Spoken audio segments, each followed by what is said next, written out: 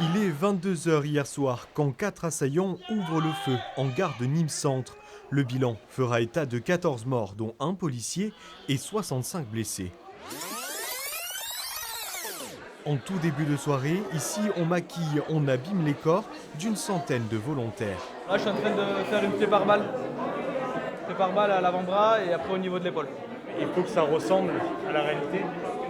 C'est le but de l'exercice en fait. Si les intervenants voient vraiment la réalité, c'est plus facile que de lire une feuille de papier où il y a toutes les constantes. Et quelques minutes avant le début de l'exercice, surprise pour ce jeune homme. Au début, on a même pensé qu'il y avait eu un attentat dans le bâtiment, vu que dès qu'on est sorti, il y avait des gens de partout en bleu, la police de partout. Ça faisait super peur. Mais bon, en fait, c'est un exercice. Une fois le périmètre sécurisé, les premières consignes sont données. Tu as quoi? Détresse respiratoire et j'ai du mal à respirer au bout de 30 minutes. Ok. Le scénario peut débuter. Les premières équipes de forces de l'ordre sont dépêchées sur place.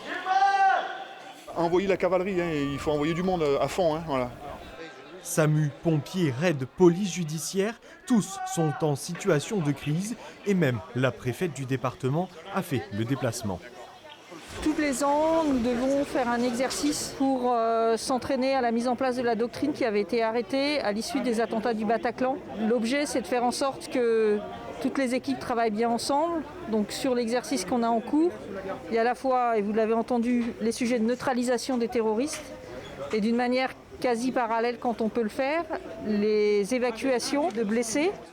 L'opération prendra fin vers 4 h du matin. Au total, près de 500 personnes ont été mobilisées hier soir.